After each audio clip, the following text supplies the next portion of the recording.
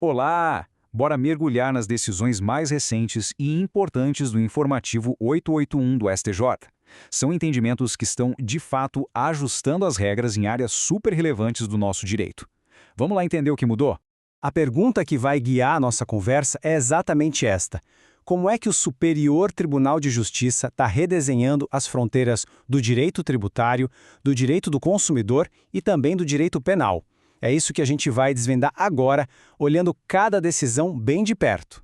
Nosso primeiro ponto, então, é o tema repetitivo 1373. E esse aqui, olha, tem um impacto gigante no direito tributário. A discussão toda gira em torno de uma questão bem específica. O IPI deve ou não fazer parte da base de cálculo dos créditos de PIS e COFINS? Vamos entender isso. Para a gente entender essa decisão, é essencial ter na cabeça o que é o regime não cumulativo. Pensa nele como uma ferramenta inteligente para evitar que o imposto seja cobrado em cima de outro imposto em cada fase da produção. A ideia é que a empresa use o imposto que ela já pagou na compra de um insumo como um crédito, sabe? Para diminuir o que ela tem a pagar na venda do produto final. Isso é o que barra o famoso e temido efeito cascata. Agora, olha que interessante a distinção que o STJ fez aqui. Do lado esquerdo, a gente tem o custo de aquisição, lá da contabilidade.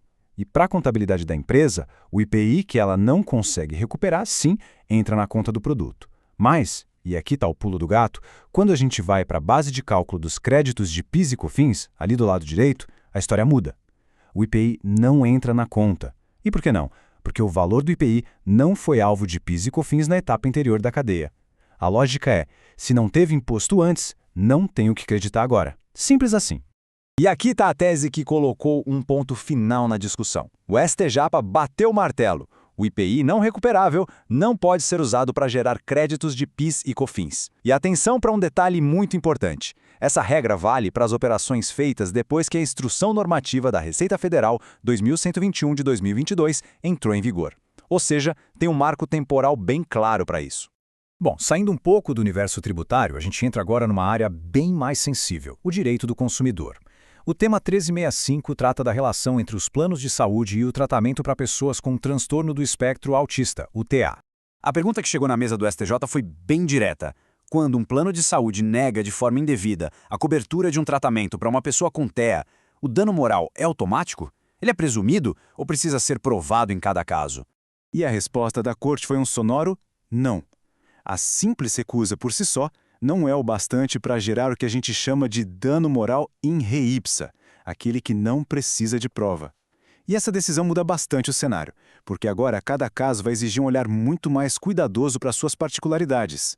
Tá, então se não é automático, o que é que o juiz precisa analisar? O STJ deu o caminho das pedras. É preciso ver se o plano de saúde tinha uma dúvida razoável sobre o contrato, qual era a urgência do tratamento negado, quais foram as consequências reais disso para a saúde da pessoa e, claro, se o abalo psicológico foi de fato comprovado. A análise virou, de vez, caso a caso.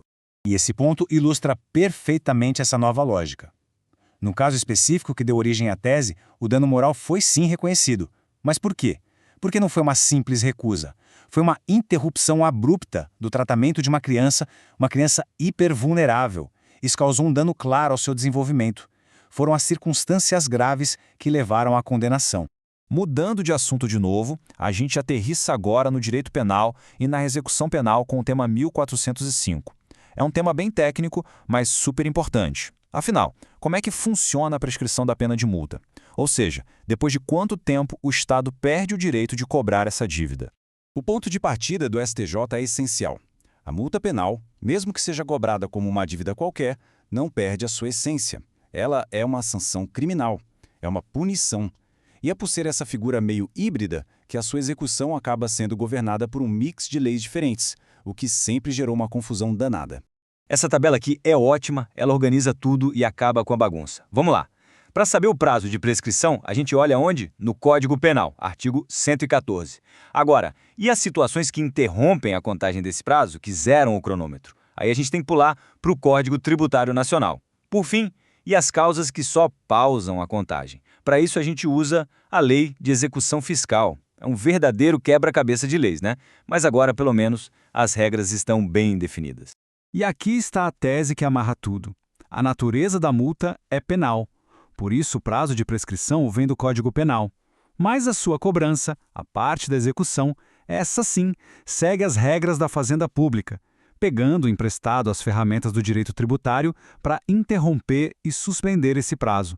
Para a gente fechar essa análise, vamos dar uma olhada em duas decisões importantes sobre competência, ou seja, quem é que julga o quê? Uma sobre crime ambiental e outra sobre execução penal. Em relação ao crime ambiental, o STJ, seguindo o que o STF já tinha dito, definiu o seguinte: só porque uma planta, tipo a araucária, está na lista de espécies ameaçadas de extinção, isso por si só não joga o caso automaticamente para a Justiça Federal. Para isso acontecer, tem que haver uma lesão direta a um bem ou interesse da União. Por exemplo, se o crime for transnacional. A outra decisão de competência se apoia nesse princípio aqui, o da unicidade da execução penal. A lógica por trás dele é bem simples e busca eficiência. Se uma pessoa foi condenada a mais de uma pena na mesma sentença, por exemplo, prisão e multa, um único juiz deve cuidar da execução de todas elas. E como é que isso funciona na prática? Imagina a cena. A pessoa é condenada na Justiça Federal, mas vai cumprir a pena de prisão num presídio estadual. E a multa? Quem cobra? Pois é, seguindo esse princípio da unicidade e a súmula 192 do STJ, a execução da multa também vai acontecer no juízo estadual. Fica tudo centralizado ali, o que torna o processo bem mais racional e eficiente. No fim das contas, a gente percebe um padrão, né? O STJ está buscando decisões mais específicas, como no caso do dano moral, e mais eficientes, como nas regras de execução. E isso nos deixa com uma reflexão. Como é que o judiciário, ao fazer esses ajustes finos, consegue equilibrar a necessidade de regras claras de segurança jurídica com a adaptação constante às complexidades do nosso dia a dia? É uma pergunta que fica no ar para a gente continuar acompanhando.